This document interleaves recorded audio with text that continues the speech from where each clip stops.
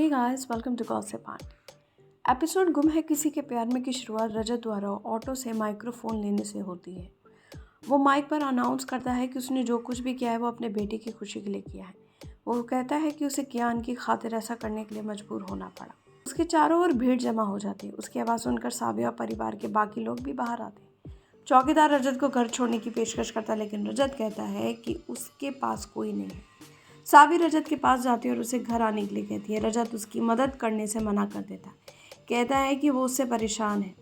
सावी उससे कहती है कि वो परिवार को देखते हुए तमाशा ना करे। रजत सावी के सामने स्वीकार करता है कि उसने जो कुछ भी किया है वो कियान के लिए किया था और उसने सच्चाई छिपाई और अपने बेटे के लिए उसे धोखा दिया। वो उसके सामने गिर जाता है और माफ़ी मांगता है। सावी उसकी मदद करने की कोशिश करती है, लेकिन रजत जोर देकर कहता है कि उसे उसकी मदद की ज़रूरत नहीं और वो खुद को संभाल सकता है। हालांकि वो फिर से गिर जाता है, जिससे सावी उसे घर ले जाने के लिए मजबूर हो जाती है। अंदर रजत उसे बताता है कि हर्ष ने जो भी किया वो गलत था। सावी सच्चाई जानने की मांग करती है और कहती है, मैंने घर नहीं छोड़ा क्योंकि मैं तुम्हारे कामों के लिए दूसरों को दंडित नहीं करना चाहती थी। तुम्हें केवल अपनी परवाह है।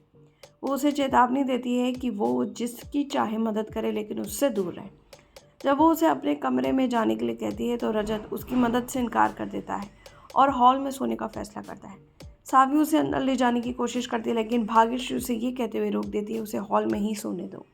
अगली सुबह सावी को कई उपहार मिलते हैं, बिना नाम के। उन्हें कौन भेज रहा है इसके बारे में उलझन में वो जगताप को आते देख हैरान हो जाती है। वो जग्गू मामा को देखकर खुश होती है और उनका अभिवादन करती है, लेकिन जगताप जल्दी से उसे मामा ना कहने के लिए कहता है। सावी सहमत हो जाती है। जगताप समझाता है, मुझे याद है कि बचपन में तुम्हें जो चीज़ें पसंद थी इसलिए मैंने उन्हें भेजा है। वो उससे कहता है, तुमने मुझे हमेशा कुछ सार्थक करने के लिए प्रोत्साहित किया और इसलिए मैं वकील बना।